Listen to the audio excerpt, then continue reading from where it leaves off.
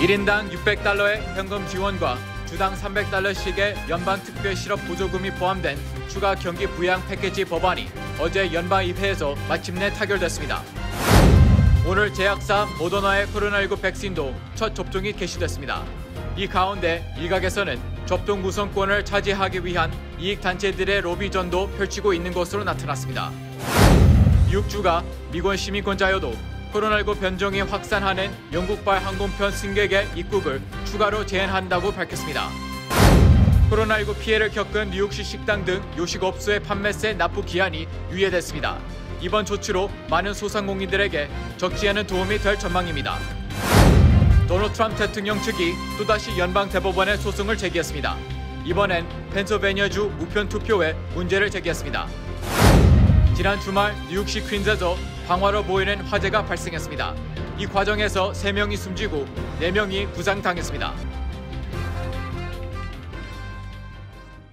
내 집같이 편안한 은행 뉴 밀레니엄 뱅크가 뉴저지 클러스터와 뉴욕 플러싱에 새로운 지점을 오픈하였습니다.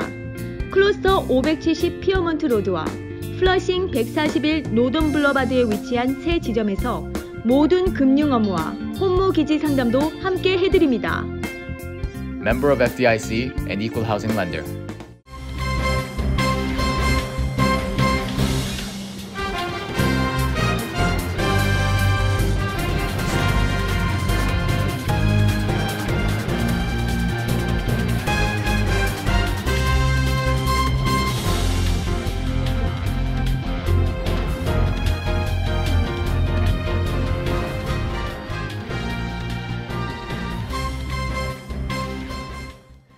여러분 안녕하십니까? KBTV 뉴스 9 이창원입니다. 공화당과 민주당 지도부가 합의한 9천억 달러 규모의 추가 경기 부양 패키지 법안이 어제 연방의회에서 마침내 타결됐습니다. 양당 상하원은 오늘 밤 또는 내일 안에 최종 표결에 붙일 것으로 예상되는데요. 통과된 후 도널드 트럼프 대통령이 서명하면 미국인들은 빠르면 1월 초부터 현금 지원과 연방 특별 실업 보조금도 추가로 받을 수 있을 것으로 보입니다. 워싱턴 포스트에 따르면 합의안에는 성인과 아이 모두에게 1인당 600달러의 현금을 지급하는 안이 포함돼 4인 가족은 소득 수준에 따라 최대 2,400달러를 받을 수 있게 됩니다. 2019 연도에 9만 9천 달러 넘게 번 사람들은 지급 대상에서 제외됩니다. 현금 지급 규모는 수개월째 추가 부양책 합의의 걸림돌이었습니다. 무소속 상원의원 등은 더 큰 규모를 요구한 반면 현금 지급안이 아예 포함되지 않은 부양책도 제시된 바 있습니다. 연방실업수당은 11주 동안 주당 최대 300달러를 지급하기로 결정해졌으며 이 혜택은 빠르면 27일 시작해 적어도 3월 14일까지 계속됩니다. 합의안에는 소기업의 고용 유지를 위한 급여보호 프로그램 PPP를 위해 2,840억 달러 지원금이 포함됐습니다. 소기업뿐만 아니라 비영리 단체와 지역신문사, 라디오 방송국 등도 PPP를 신청할 수 있게 됐습니다. 올해 말 끝날 예정이었던 연체 세입자 퇴거 유예 조치는 한 달 연장됐습니다. 앞으로 조 바이든 행정부가 들어서면 만료 시한은 더 미뤄질 수 있을 것으로 보입니다. 민주당 낸시 펠로시 하원의장과 척 슈머 상원 원내대표는 또 성명을 통해 백신 유통과 국가적인 코로나19 진단검사, 추적 전력을 수행하기 위해 수십억 달러가 책정됐다고 밝혔습니다. 로이터 통신은 이번 부양책이 올해 3월 2조 3천억 달러에 이어 미국 역사상 두 번째로 많은 액수라고 보도했습니다. 모더나 백신의 첫 접종이 오늘부터 시작된 가운데 CDC는 다음 코로나19 백신 접종 대상자로 식료품점 직원과 교사, 75세 이상 노인 등을 지목했습니다. 한편 각종 이익단체들이 백신 접종 우선권을 차지하기 위한 로비전을 전개하고 있는 것으로 나타났습니다. 모더나 백신은 오늘 아침 의약품 유통업체 맥케슨이 전역으로 배송하기 시작해 각 주정부와 주요 도시 등에 배포됐습니다. 정부는 이번 주 파이자 백신 200만 회 접종분, 모더나 백신 590만 회 접종분 등 총 790만 회 접종분의 백신을 배포한다는 계획입니다. 이 백신은 지난주 접종이 시작된 파이자 백신과 마찬가지로 의료기관 종사자와 장기 요양시설 입소자, 직원을 상대로 우선 접종됩니다. 다음 코로나19 백신 접종 대상자는 식료품점 직원과 교사, 75세 이상 노인 등이 될 전망입니다. 예방접종 자문위원회는 회의를 열고 코로나19 백신을 접종할 차기 우선순위 대상자를 지목해 권고했다고 워싱턴 포스트가 보도했습니다. 한편 코로나19 백신 접종이 본격화되면서 호텔 협회 등 각종 이익단체들이 백신 접종 우선권을 차지하기 위한 로비전을 전개하고 있기도 한 것으로 나타났습니다. 쿠오모 주지사는 백신 접종 우선순위를 결정하는 데 정치적 편애는 없다며 이익단체 압력에 흔들리지 않을 것이라고 강조했습니다. 뉴욕타임즈 보도에 따르면 최근 우버 택시의 최고 경영자는 앤드루 쿠오모 뉴욕 주지사에게 우버 택시 기사에게 백신 접종 우선권을 줄 것을 요청하는 서한을 보냈습니다. 이와 함께 뉴욕 대중교통노조, 호텔협회, 소매, 도매, 백화점연합회 회장도 회원들에게 백신을 우선 접종해 줄 것을 요청하고 있습니다. 스쿨버스 협회도 등하교하는 학생들의 안전을 보장하기 위해 운전사들이 우선 백신을 맞아야 한다고 주장하며 같은 요구를 하고 있습니다. 존스 홉킨스 대학은 현재 미국의 누적 코로나19 확진자 수를 1,780만 7천여 명, 사망자 수를 31만 7천여 명으로 각각 집계했습니다. 뉴욕주가 코로나19 변종이 확산하는 영국발 항공편 승객의 입국을 추가로 제한한다고 밝혔습니다. 미국인도 영국에서 체류했다면 코로나19 음성 판정을 받아야 미국 입국이 허용됩니다.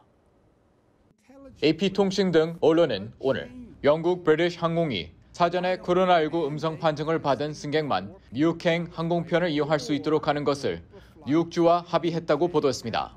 앤드루 쿠오모 뉴욕 주지사는 오늘 브리티시 항공과의 합의 사실을 공개하면서 델타와 버진 항공과도 영국발 승객에 대한 자발적인 검사 조치를 요청했다고 밝혔습니다. 쿠오모 주지사는 항공사들이 거부할 경우 뉴욕주 차원에서 다른 조치를 강구할 것이라고 경고했습니다. 뉴욕주는 연방정부와 JFK 국제공항의 감독권을 공유하기 때문에 쿠오모 주지사의 경고에는 입국 금지 등 강력한 조치까지 포함한 것으로 풀이됩니다. 앞서 쿠오모 주지사는 연방정부가 영국발 항공편에 대한 전면적인 입국 제한 조치를 해야 한다고 촉구하기도 했습니다.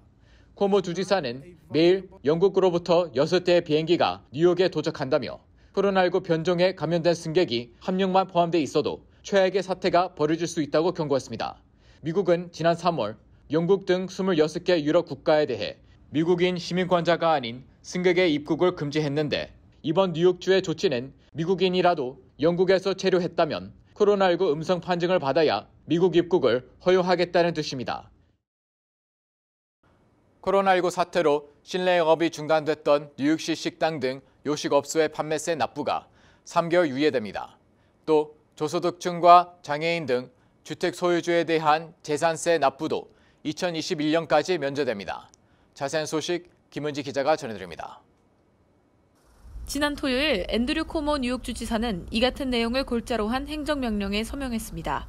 이 행정명령에 따르면 코로나19 사태로 인한 제한 조치로 실내 영업이 금지된 뉴욕시 식당을 비롯해 주정부에서 18일 이전 코로나19 확산으로 오렌지존으로 지정한 지역의 판매세 납부 기한이 21일에서 내년 3월 22일까지로 유예됩니다. 단 소매점이나 식료품점 내에서 식당을 운영하고 있는 경우에는 제외됩니다. 이와 함께 뉴욕주 저소득층 노인과 장애인 등 기존에 재산세 면제 혜택을 받고 있던 주민들도 2021년까지 재산세를 납부하지 않아도 되게 됐습니다. 쿠오모 주지사는 바이러스에 가장 취약한 수천 명의 저소득층 노인과 장애인 등이 재산세 면제 혜택을 받기 위해 매년 관공서에서 필요한 서류를 제출하기 위해 긴 줄을 서야 하는 불편함과 안전을 위해 이 같은 조치를 취하게 됐다고 설명했습니다. 한편 뉴욕시에서 밤 10시 이후로는 당분간 식당 내부에서 포장 음식을 주문할 수 없게 됐습니다. 뉴욕시가 발표한 뉴욕시 5개 식당 영업 관련 주정부 지침에 따르면 밤 10시 이후 모든 포장 음식 주문은 전화나 인터넷 등 원격으로만 이루어져야 하며 포장 음식 픽업도 식당 외부에 마련된 별도의 픽업 공간이나 창문을 통해서만 가능합니다. 해당 지침 대상은 뉴욕 주류국이 발급한 리커 라이센스를 소지하고 있는 식당, 주점, 연회장, 클럽, 시음 공간이 마련된 제조회사 등입니다. 또한 이에 해당하는 업소 직원들도 내부에서 식사할 경우 뉴욕시 위생규정을 준수한 공간에서만 식사를 할 수 있으며 5개 식당 고객들에 한해 실내 화장실 이용이 가능합니다. KBTV 뉴스 김은지입니다. 경합주 4곳의 선거 결과 무효 소송이 기각된 지 얼마 지나지 않아 도널드 트럼프 대통령 측이 또다시 연방대법원에 소송을 제기했습니다. 이번엔 펜실베니아주 우편 투표에 문제를 제기했습니다. 트럼프 측 변호사 루돌프 줄리아니는 성명에서 펜실베니아주 법원의 우편 투표 관련 결정을 뒤집어달라는 신청을 대법원에 냈다고 로이터 통신 등이 보도했습니다. 펜실베니아는 4대 경합주 중 하나로 꼽힌 곳으로 지난달 3일 투표에서 조 바이든 당선인에게 승리를 안겨줬습니다. 줄리아니는 이번 소송을 통해 주 법원의 결정을 뒤엎을 것이며 펜실베니아주에 걸린 선거인단 20석을 트럼프 대통령에게 몰아주는 명령 등 모든 적절한 방안을 강구하겠다고 밝혔습니다. 앞서 대법원은 경합주 4곳의 선거 결과를 무효화해달라고 텍사스주가 낸 소송을 지난 11일 기각했습니다. 이 소송에는 공화당이 장악한 17개 주와 당 하원의원 100명 이상이 동참하면서 대선 불복 소송 전의 마지막 보루로 여겨졌으나 대법원의 기각으로 불발됐습니다. 트럼프 대통령은 기각 이후에도 끝나지 않았다며 불복 입장을 고수해왔습니다. 반면 미치 매코넬 등 공화당 중진 의원 일부는 바이든 당선인의 승리를 인정하는 분위기입니다. 바이든 당선인은 지난 14일 대선 선거인단 투표에서 이탈표 없이 306명의 선거인을 확보해 대선 승리를 공식화했습니다. 지난 주말 뉴욕시 퀸즈에서 방화로 보이는 화재가 발생했는데요. 이 과정에서 3명이 숨지고 4명이 부상당했습니다. 김은지 기자의 보도입니다. 경찰은 방화 용의자를 수배했습니다. 경찰에 따르면 화재는 이날 오전 5시 30분경 엘머스트 지역 48 애비뉴 선상에 있는 다가구 주택에서 발생했습니다. 건물 2층에서 발생한 불은 삽시간에 3층으로 번져 지붕이 무너져 내렸습니다. 이 화재로 미처 대피하지 못한 주민 3명이 연기에 질식해 숨지고 소방관 2명 등 4명이 부상을 당했습니다. 경찰은 현장의 감시 카메라를 통해 화재 발생 직전에 한 남성이 다가구 주택 건물로 들어갔다 나오는 모습을 포착했습니다. 또 건물 한 곳에서 불쏘시개 용으로 쓰이는 화학 물질을 발견했습니다. 경찰은 이에 따라 누군가 고의로 불을 질렀을 가능성이 큰 것으로 보고 용의자를 쫓고 있습니다. 불이 난 건물은 법원에 압류를 당한 상태인데 8명의 주민이 불법으로 거주하고 있었던 것으로 밝혀졌습니다. KBTV 뉴스 김은지입니다. 지난 17일 뉴저지주 상하원은 코로나19로 인해 직장을 잃은 실업자들이 주정부와 연방정부로부터 받는 실업보험 혜택이 성탄절 후에도 중단되는 것을 막기 위해 8주 동안 계속해서 기존에 받던 실업보험 수당을 받도록 하는 법안을 만장일치로 통과시켰습니다. 필머피 주지사가 서명하게 되면 실업보험 수당 수혜 기간의 막바지에 있는 실업자들이 2개월 동안 추가로 수당을 받을 수 있어 적지 않은 도움이 될 전망이지만 추가 혜택이 8주로 정해졌더라도 앞으로 연방정부 실업수당 프로그램이 확정되는 데 따라 기간이 조정될 수 있습니다. 뉴저지주는 실업보험 기간을 추가로 8주 연장하는 데 드는 비용은 따로 사업체들에게 부담시키지 않기로 했습니다. 실업보험 재원은 실업보험 납입금으로 충당되는데 현재 코로나19로 사업체들도 어려운 상황임을 감안해 주정부 재원으로 운영할 예정입니다. 뉴욕시 요일별 교대 주차가 오늘 21일부터 26일까지 시행되지 않습니다. 19일 뉴욕시 청소국은 지난주 뉴욕 일원의 폭설로 인한 제설 작업이 추가로 진행돼야 한다면서 이같이 발표했습니다. 당초 뉴욕시는 눈폭풍 예보에 따라서 지난주 16일과 17일 양일간 교대 주차 시행을 해제했었고 이 조치는 19일까지로 연장된 바 있습니다. 한편 미터 주차는 크리스마스 당일을 제외하고 계속 시행됩니다. 한편 매년 연말마다 상권 활성화를 위해 무료 주차를 실시하고 있는 뉴저지주 팰리세이드 파크 타운 정부는 오늘 21일부터 내년 1월 1일까지 타운 내 모든 미터 파킹을 무료로 이용할 수 있는 내용의 결의안을 통과시켰습니다. 뉴욕시가 코로나19 사태의 여파로 미루고 있었던 공립교 입학 규정을 발표하면서 논란의 중심에 있던 특수목적고등학교 입학시험 SHSAT를 결국 내년 1월 말에 치르기로 결정했다고 밝혔습니다. 개정된 2021-2022학년도 공립교 입학과정에 따르면 모든 중학교에서 스크린을 통한 입학생 선별이 1년 동안 중단됩니다. 대신 학생들은 입학 지망학교 12곳 중 무작위 추첨으로 결정될 예정입니다. 중학교 입학 신청은 내년 1월 11일에 시작되며 2월 8일에 마감될 예정입니다. 반면 고등학교 입학에서는 스크린이 유지되며 고등학교 입학 신청은 내년 1월 18일부터 2월 22일까지입니다. 한편 응시 신청은 오는 12월 21일부터 내년 1월 15일까지 받습니다. 또 예술학교의 경우에는 기존 오디션을 온라인으로 진행하게 됐습니다. 뉴욕 한국문화원 조윤중 원장은 뉴욕 아시안영화제와 공동으로 크리스마스 시즌을 맞아 현지인들에게 높은 인기를 얻고 있는 한국 좀비 영화 특별전 어 메리 좀비 엑스마스를 오는 24일부터 내년 1월 7일까지 2주간 문화원 홈페이지를 통해 무료 상영회를 개최한다고 밝혔습니다. 이번 특별전에는 배우 공유, 정유미, 마동석 주연의 액션 영화 부산행을 비해 배우 현비, 장동건 주연, 김성훈 감독의 사극영화 창궐, 배우 정재영, 김남길, 엄지원 주연, 이민재 감독의 코미디 영화 기묘한 가족, 그리고 부산행 후속작이자 배우 강동원, 이정현 주연, 연상호 감독의 액션 영화 반도 등 4편의 다양한 장르의 좀비 영화를 상영합니다. 한국 좀비 영화 특별전의 모든 영화는 영어 자막이 제공되며 문화원 홈페이지 koreanculture.org에서 무료로 관람할 수 있습니다. 또 뉴욕 한국문화원의 페이스북과 인스타그램을 통해서도 관련 콘텐츠를 확인할 수 있습니다. 잠시 후 커뮤니티 브리핑을 전해드립니다.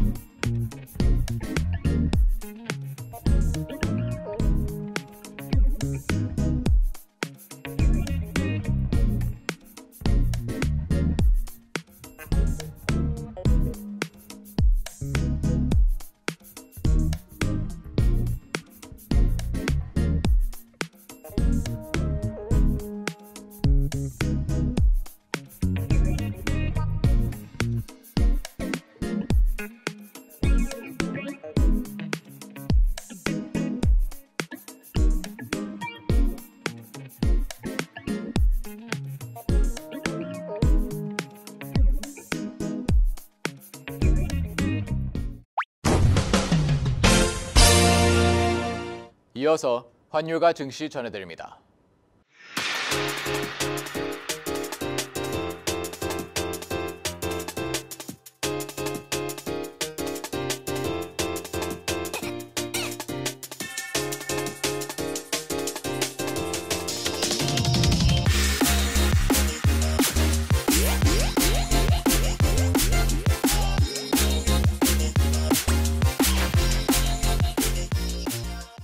잠시 후 뉴욕과 뉴저지 날씨 전해드립니다.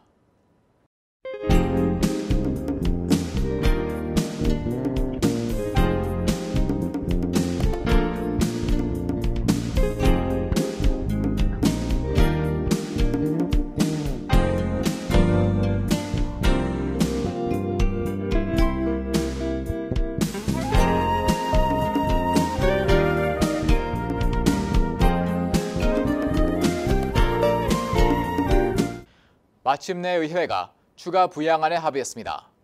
아직 한 달여 기간에 걸쳐 여러 절차가 남았지만 막막하기만 한 우리 한인 동포 여러분들의 숨통이 조금이나마 트였길 바랍니다. 오늘도 KBTV 뉴스 9을 시청해주신 여러분 고맙습니다. 편안한 밤 보내시기 바랍니다.